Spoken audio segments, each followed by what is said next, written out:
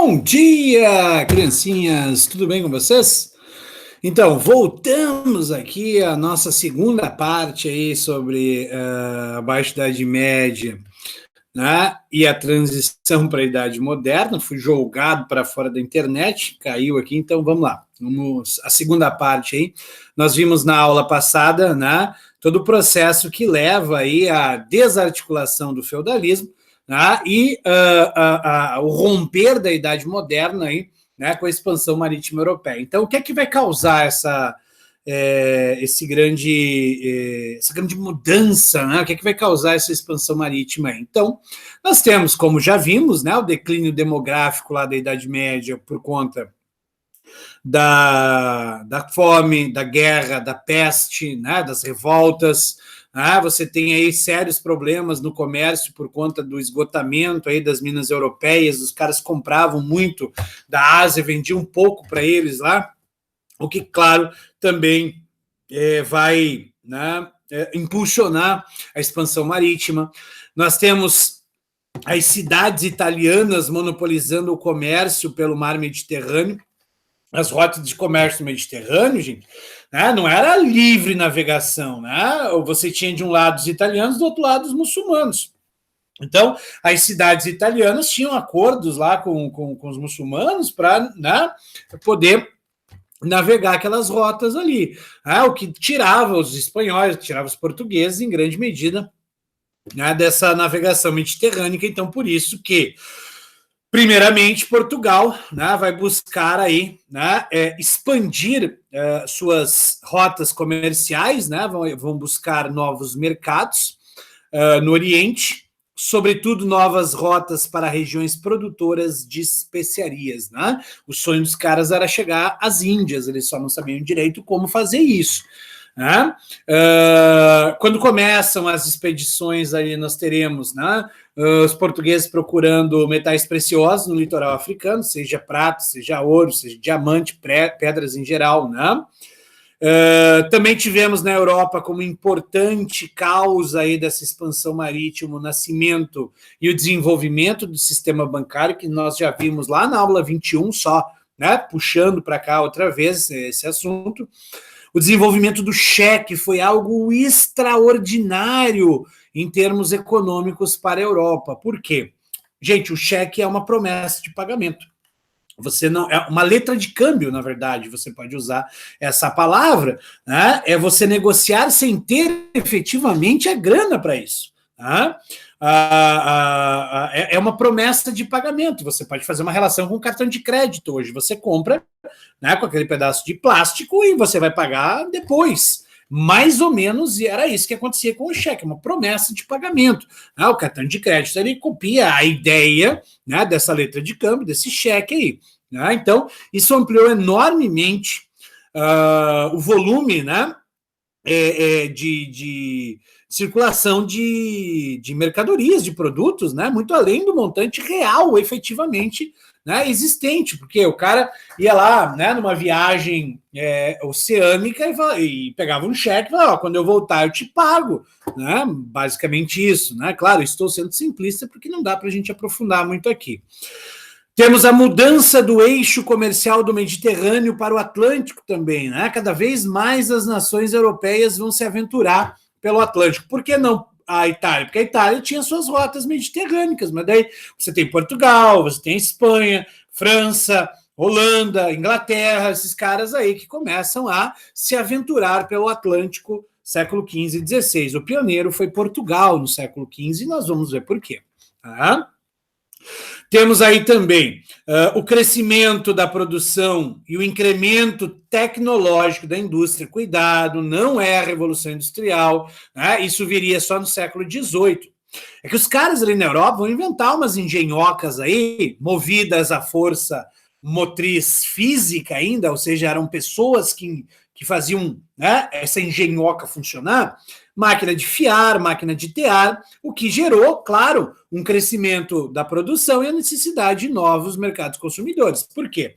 Não era mais feito artesanalmente, era feito, né, através de manufaturas, um pouco mais ágil aí, né, a produção de tecidos, sobretudo.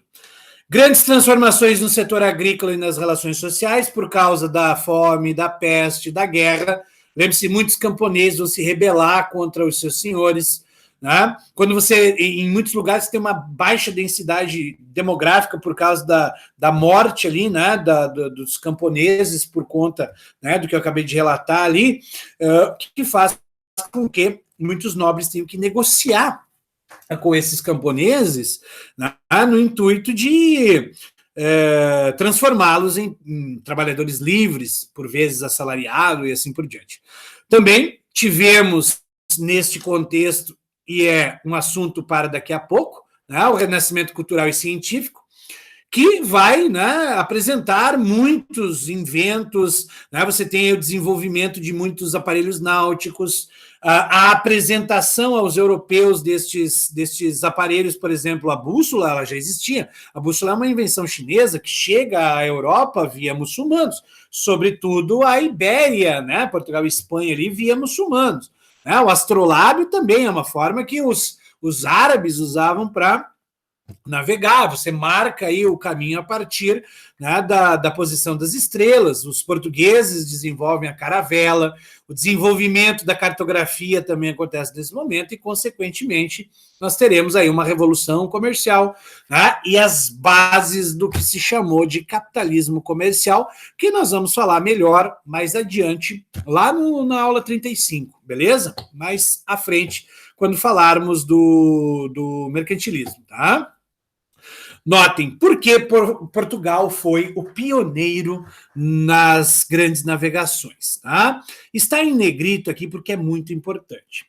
A premissa básica para Portugal ser a primeira nação a navegar, né, a fazer navegação oceânica, né, nação europeia, obviamente, porque você tem relatos aí, né, até dos fenícios que navegaram o Atlântico. Os romanos não, porque o barquinho era muito, o calado era muito baixo, mas os fenícios teriam feito o périplo africano também, né, que é ir costeando o litoral ocidental da África. Mas, ok, né? Portugal foi a primeira nação europeia a fazer a navegação oceânica, né?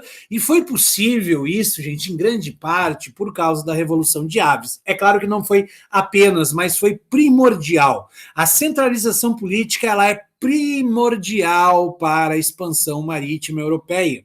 É o que vai, né? É o que nós podemos notar, por exemplo, né? A Itália e a Alemanha não têm colônias na América, né? Eles não vão fazer navegações oceânicas porque não se centralizaram.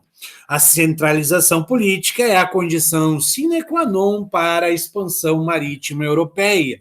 Tanto mais que, primeiro, Portugal foi a primeira nação a se centralizar e foi a primeira nação a buscar, né, a navegação oceânica. Isso se deve ao fato de que, veja, você não tem milionários nessa época, as pessoas eram remediadas, você tinha uma rica burguesia, mas não mais do que rico. Né? Se o cara desse um passo em falso, ele poderia perder tudo, ficar pobre. Agora, notem, havia ali, né, o imaginário popular desse período, aí, meados do século XIV, né, até o início do século XV, havia todo um imaginário, por vezes difundido pela própria igreja, de que você tinha monstros marinhos, né, no Atlântico, serpentes, né, redemoinhos, água fervilhante. Muitos diziam que a Terra era plana, veja, século XV, né, diziam que a Terra era plana, portanto você chegaria em um determinado momento e cairia num infinito, né, sem fim, e por isso, claro, assustava, né, esses burgueses. Agora, e se um país arriscasse essas navegações? Seria muito caro? Para um país inteiro, não seria um prejuízo tão grande. É isso que vai, né, fazer com que Portugal seja pioneiro. Portugal foi o primeiro a se centralizar, e não só. Portugal terá o apoio daquele grupo mercantil, daquela nascente burguesia portuguesa, lembra? Na Revolução de Aves, lá para tirar, né, a coroa da Leonor Teles e colocá-la na cabeça de João de Aves, que nós vimos na aula anterior. Né? Então, É isso. Você tem aí a centralização precoce, centralização política precoce, o apoio de um grupo mercantil português, você tem uma posição geográfica fantástica. Portugal tem um litoral atlântico muito grande, tá? E os portugueses já exploravam a navegação ali no Atlântico, não longe, obviamente, mas aos redores ali para explorar a pesca. Portugal tinha um comércio de peixe muito intenso ali durante os séculos 13, 14, né? E mais, a própria nobreza vai apoiar esse projeto. Por quê? A nobreza ia imbuída de um espírito cruzadista fruto daquela guerra da Reconquista. Né? Eles queriam levar o cristianismo, combater em nome do cristianismo em outras terras. E óbvio, né? Se tivesse terras, ouro, riquezas em geral, né? Como recompensa, melhor ainda. Então a nobreza também, né? Estava ali felizona, né? Até a igreja estava, né? Ok com essa expansão portuguesa, como a gente vai ver daqui a pouco. Tá? Eu coloquei aqui a escola de Sagres como um dos últimos elementos, por quê? Porque há uma discussão muito grande se realmente isso aconteceu ou não, né? Hoje, os historiadores contestam bastante essa história da escola de Sagres. O que é essa história da escola de Sagres? Por que está escrito lenda secundária aqui? Veja, no começo do século XX, em Portugal, como a gente vai ver na Itália, na Alemanha, né, na Espanha, há a emergência de um regime de características fascistas, né, o salazarismo. Antônio Salazar chega ao poder em 1932 em Portugal e vai implantar, né, uma ditadura aí com muitas características fascistas, entre elas o nacionalismo, né? É uma das características fundamentais, inclusive, do fascismo, é a promoção do nacionalismo. O que o Salazar, né, e a mídia salazarista ali vai fazer? Eles vão, né, criar a ideia de que o infante Dom Henrique, realmente ele existiu, o rei de Portugal, de caso pensado, ele reuniu no seu castelo, no extremo sul de Portugal, o Castelo do Tombo, que daria origem à Escola de Sagres, os melhores navegadores, os melhores físicos, os melhores construtores de navios, os melhores navegadores, matemáticos, só a nata da navegação europeia, e ele promoveu a expansão marítima porque ele era um cara extremamente inteligente, extremamente visionário, tal como os portugueses o são. Então, claro, né, isso é muito idealizado, é um mito, lembre-se, mitos são histórias fantasiosas, é uma lenda. Né? Então, está aqui para você saber que existe. Ok? Está aqui para você saber que existe, mas é bem contestado esse fato. Né? O fato é que o infante Dom Henrique, 1415, né, ele dará o primeiro impulso às grandes navegações. Né? 1415, a tomada de Ceuta, aqui, ó, tá vendo no mapa? A tomada de Ceuta no norte da África é tido como um marco cronológico para o início dessas grandes navegações. Aí fica a dica aqui, ó, você que gostou do assunto, quer aprender um pouco mais sobre, né, as grandes navegações, a gente vai voltar a falar sobre isso depois, mas esse livro aqui do Roger Cromley, né, sobre Portugal, né, como Portugal forjou o primeiro império global, é muito interessante para você entender toda essa relação aí, né, de exploração de Portugal do litoral da África até a Índia, né? Então, a primeira grande navegação foi aqui a tomada da Praça de Ceuta, que era uma cidade muçulmana, então os caras vão tomar lá, porque era uma cidade, né, que recebia muitas especiarias. Então, claro, você tinha ali, né, o componente da econômico, né? Eles queriam conquistar aquilo porque tinha muita especiaria, né? Pimentas, né? E entre outras coisas. 1418 também começa cada vez mais para o oeste, eles chegam ao arquipélago de Açores, né? Madeira. Em 1434, os portugueses vão romper o Cabo Bojador, né? o Fernando Pessoa, um grande poeta, né, português, tem várias referências às navegações, né? Quem passa o cabo bojador vai além da dor, ou então, ó salgado mar, quanto de teu sal são lágrimas de Portugal, né? O lema ali, né, navegar é preciso, viver não, né? Ou viver não é preciso, navegar é preciso, uma coisa assim, né? Será um dos grandes bordões aí, né? Quando os portugueses começam a fazer o périplo africano, ou seja, o contorno do litoral da África Ocidental, né? Vão explorar Guiné, vão explorar Angola, o Congo, né?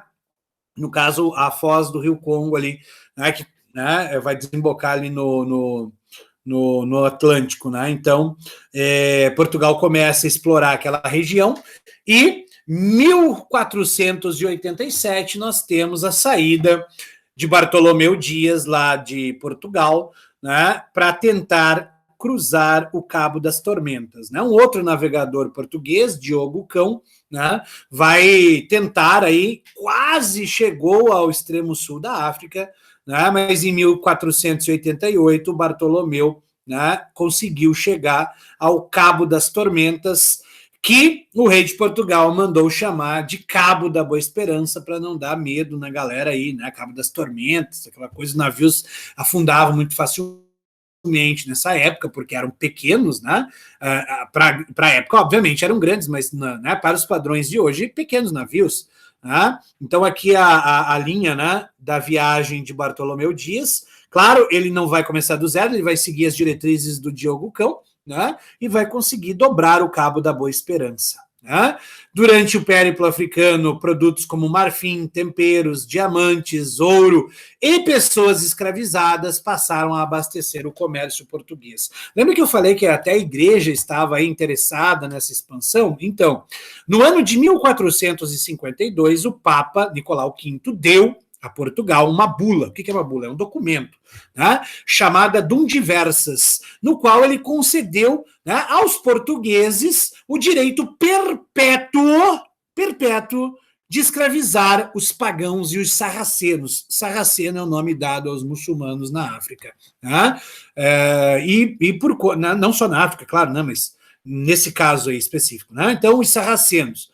E por isso os portugueses começam a levar pessoas escravizadas para a Europa, que não deu muito certo, porque a Europa já tinha, né, muitos miseráveis, né, que trabalhavam por vezes por um valor muito menor do que, né, o cara ia pagar por um escravo. Mas isso é uma outra história que nós vamos ver depois. Em 1498 nós temos, né, a chegada de Vasco da Gama à Índia. Lembre-se, o Vasco da Gama ele sai lá de Lisboa, onde ele vem, isso aqui eu quero chamar a atenção, olha onde ele vem parar, velho. Ele veio parar aqui quase na costa do Brasil por um erro matemático, por um erro, né, de cálculo, não, tá? Todos os marinheiros que saíam de Portugal, eles saíam imbuídos de encontrar terra a oeste do Atlântico. O Vasco da Gama foi até o máximo que ele conseguiu, e aí ele segue para o sul, né? Veja, é quase rente aqui, ó, ao Cabo das Tormentas. Ele faz isso porque já tinha as direções, né, das estrelas, lembre-se do astrolábio, para chegar ao Cabo das Tormentas. E depois ele é o primeiro camarada a estabelecer uma viagem Lisboa-Índia, né? Veja, Vasco da Gama já foi primeiro em alguma coisa, e ao chegar lá na Índia ele ganha, né, em Calicut, né, o título de vice-rei, né? Olha só. Mas o fato é que Goa, Calicut foram parte de entrepostos comerciais de Portugal. Até hoje, né, você tem uma quantidade significativa de pessoas nessas regiões aqui que são lusófonas, né, que falam português aí. E por que eu chamei a atenção do Vasco da Gama? Notem, porque durante muito tempo se defendeu a ideia de que o pobre Pedro Álvares Cabral chegou, né, aí sem querer ao Brasil, o que é uma piada. Não, é só você ir pela lógica, né? Da mesma forma que né, que ele teria se perdido no temporal. O temporal pode até ter acontecido, pode até ter, né, deslocado ele, mas todo o navegador saía incumbido de procurar novas terras, até porque, tanto quando o Vasco da Gama sai, quando o Pedro Álvares Cabral sai de Portugal, você já tinha assinado entre Portugal e a Espanha um negócio chamado Tratado de Tordesilhas, que nós já vamos falar. Tá? Então, o Vasco da Gama chega a Porto Seguro, né? Ele chega ao litoral brasileiro, o Caminha, que depois nós vamos falar mais à frente, lá na apostila 3, né? o Pedro Vaz de Caminha, então, vai relatar aí o achamento do Brasil. Né? Essa é a palavra que ele usa para designar a terra de Santa Cruz, que é a primeira designação deste território, depois foi chamado de Terra de Veracruz, depois foi chamado de Pau-Brasil, para depois ser chamado de Brasil. Tá? E Portugal, dessa forma, estabeleceu, né, como o Cromley aqui vai relatar nesse livro, o primeiro, né, império global. Então, possessões na África, na Ásia, na América. Lembre-se, não conseguimos ver aqui no mapa, depois tem um mapa mais abrangente lá na frente. Portugal estabeleceu, inclusive, depois, né, colônia na Índia. Lembre-se que a ilha de Formosa, né, era parte do Império Colonial Português. Né? Então, interessava a Portugal também a Ásia aí, né? E não só a África, né? Não só a Índia, não só o Brasil, né? Portugal vai chegar ao Japão também, tá? Mais tarde. E aí as navegações espanholas, tá? As navegações da Espanha. Isso aqui a gente já viu, então, só um en passant, em 1469, né? O Fernando de Aragão e a Isabel de Castela casam-se, né? E assim começa o nascimento da Espanha moderna, que se concretiza com a conquista de Granada, né? A expulsão dos muçulmanos ali do sul da Espanha, hoje Andaluzia, né? Para o norte da África. Mesmo ano em que Cristóvão Colombo, um navegador genovês, sob a bandeira da Espanha, né? Ele foi financiado pela Isabel de Castela, a rainha, primeira grande rainha da Europa, né? Ele será financiado por ela para uma viagem oceânica. Qual que é o lance do Cristóvão Colombo? O Cristóvão Colombo era fissurado em história. Ele leu a Il Milione, né, do Marco Polo. Marco Polo, né, vai lá, veneziano, né, um comerciante italiano, vamos lá, resumindo, né, ele vai visitar a Rota da Seda, vai descrever lá o que ele viu na Ásia, e aí ele escreve um livro, né, e o Cristóvão Colombo, encantado com isso, ele quer chegar à Ásia também, porque o Marco Polo vai dizer que até os telhados eram de ouro, aquela coisa toda. Qual que é a ideia do Colombo? Né? Como qualquer pessoa, né, com o mínimo de noção científica no século XV, né, como qualquer navegador ou mesmo observador, né, da natureza, entendia que a Terra era redonda. Por quê? Porque você via o sol se pondo aos poucos, porque você via o navio surgindo aos poucos no horizonte. Tá? Então, qual que era a ideia do Colombo? Bem, se a Terra é redonda e eu seguir para o oeste, em um dado momento eu vou chegar ao leste. Tá? Veja, se a Terra é redonda, eu saio do oeste e em algum momento eu vou dar no leste. Essa era a ideia dele, fazer uma viagem de circunnavegação. Tá? Ele queria sair da Europa para chegar à Ásia. Tá? Só que, claro, ele não contava com uma pedra no meio do caminho. Né? Havia uma pedra no meio do caminho, no meio do caminho havia uma pedra, como diria Carlos Drummond de Andrade, que ele não sabe o que é um novo mundo. Ele achou que tinha chegado na Índia, até por isso que ele vai usar, né, o gentílico aos habitantes daquela ilha, no Caribe, né, São Salvador ali, vai chamá-los de índios, né, porque ele pensava que tinha chegado na Índia. Só foram descobrir realmente que era um novo continente por causa de um contador. Né? Veja, na viagem de expedição aí do Alonso de Ojeda, lá 1499 a 1500, eles vão passar pela região da Colômbia. E aí um contador da família Médici, que foi enviado, né, para a Espanha para, né, dar uma conferida nos investimentos, nos empréstimos que os Médici, que você já ouviu falar, né, ou vai ouvir daqui a pouco no Renascimento, né, eles tinham emprestado uma grana, né, considerável lá para a Espanha, então o contador deles foi lá para conferir se o negócio estava andando bem, e ele vem, né, para a América, aí, o Américo Vespucci, né, e ele vai descrever o que seria um novo continente, tá? Que, em sua homenagem, se chamou americano. Lembre-se, não se chama continente colombiano, se chama americano por causa de Américo Vespucci. Tá? E aí, em 1499, 1519, perdão, né? Já me confundi aqui. 1519, nós temos o navegador português Fernão de Magalhães e sua tripulação, sob bandeira espanhola, porque Portugal não quis financiar a ideia do Magalhães, não precisava. Os portugueses controlavam a rota de especiarias que ligava Portugal até as Índias, né? Então, para que eu vou querer achar uma rota muito mais longe? O Fernando de Magalhães vai propor e vai realizar a primeira viagem de circunnavegação, vai dar realmente a volta ao globo. Ele sai em 1519 lá da Espanha, de Sevilha, e ele nunca mais retornaria. A sua tripulação, sim, tá? O Magalhães, então, ele sai em 19 lá da Espanha, e por isso que se chama Estreito de Magalhães, aqui no sul da Argentina, a ligação da Terra do Fogo com o Pacífico. O próprio Oceano Pacífico tem esse nome por causa do Fernando de Magalhães. Ele descreveu lá no diário dele, nossa, que pacífico aquele oceano, né? Então, por isso, o Oceano Pacífico tem esse nome. Mas o Magalhães não vai voltar, porque ele será morto aqui na região das Molucas, né? Aqui nessa região, nas várias ilhazinhas, né? O que seria Indonésia hoje, aquela região na Ásia, porque ele vai entrar em conflito com uma tribo nativa ali, por questões religiosas, vai tentar, né, impor ali o catolicismo, e acaba com uma lança no meio do peito. A maior parte da população, da tripulação do Magalhães morreu de escorbuto. O que é escorbuto? Né? É uma falta de vitamina ali, né, que acaba apodrecendo a gengiva ali, os dentes caem e tudo mais, o cara vai definhando ali. Seu professor de biologia pode explicar melhor. Mas o escorbuto é uma das principais causas de morte.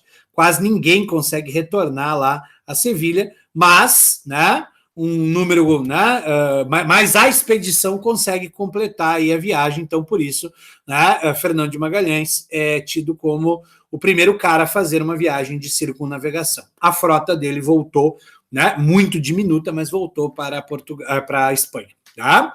E aqui é a primeira viagem, né, de Cristóvão Colombo, né, ele chegou em 12 de outubro de 1492 aqui, nessa terrinha que depois ele chamaria, né, né, seria chamado de América, ou Novo Mundo, né, o Éden, né, o paraíso na Terra, aquela coisa toda. Aqui a gente tem as principais navegações, né, oceânicas, ó, Cabral, né, em verde aí, expedições para a América do Norte, né, o próprio Fernando de Magalhães, Afonso de Albuquerque, né, as Ilhas Molucas aqui, ó, que seria a região da Indonésia. É aqui que se produzia especiarias, a gente sempre pensa que é a Índia. Não, são essas ilhas aqui, as produtoras de noz moscada, de canela, né, de cravo da Índia, né, que é dessa região aqui. Tá? E aí, para a gente encerrar, em 1493, o Papa Alexandre VI vai escrever uma bula. Lembra? Uma bula é um documento, chamada Intercaetera. Essa bula, gente, vai dividir todo o mundo descoberto e a ser descoberto entre Portugal e Espanha, ou seja, o mundo inteiro que foi descoberto e o que ainda seria descoberto ficaria com Portugal e com a Espanha, tá? Portugal ficaria com 100 léguas marítimas a oeste de Cabo Verde. Então, ó, a linha divisória do mundo, segundo a bula Intercaetera, seria essa aqui, ó, 1493, a Intercaetera. Portugal não aceitou essa premissa. Portugal vai convocar a Espanha, né, para uma discussão, vai entrar em choque com os espanhóis, vai puxar, mexer, e até que no ano seguinte, na cidade de Tordesilhas, na Espanha, os portugueses vão conseguir com que os espanhóis aceitem aumentar essa linha divisória para 370 léguas marítimas, certo? Em 1494, tem até um livro aqui sobre toda essa parada aí, desde as navegações lá de Portugal até a assinatura do Tratado de Tordesilhas, tudo que vai colocar ali, né, as tretas familiares entre o trono de Portugal e o trono da Espanha. Muito legal esse livro. Fica a dica aí de leitura, muito massa, né, para entender isso aqui tudo. O fato é que, em 1494, foi assinado o Tratado de Tordesilhas, e assim, tá, tudo que ficou a oeste, tá, dessa linha de Tordesilhas, tá, era território espanhol, né? Os caras já imaginavam que o mundo era redondo, então, né? A Terra era esférica, e o que estava ali entre as Ilhas Molucas e essas 370 léguas marítimas além do Cabo Verde era de Portugal. Está aqui no mapa, né? Como você pode observar, né? O território de domínio dos espanhóis dá a volta, chega aqui, o domínio de Portugal. Você já tinha assinado antes, né, o Tratado de Alcaçovas, depois, né, vai ter o Tratado de Saragoça, e são inúmeros tratados. Mais tarde a gente vai ver o Tratado de Utrecht, né, a gente vai ter o Tratado de Madrid, tem uma série de tratados aí, mas mais tarde, tá? Por hora seria isso, crianças, beijos, se cuidem, voltamos em breve.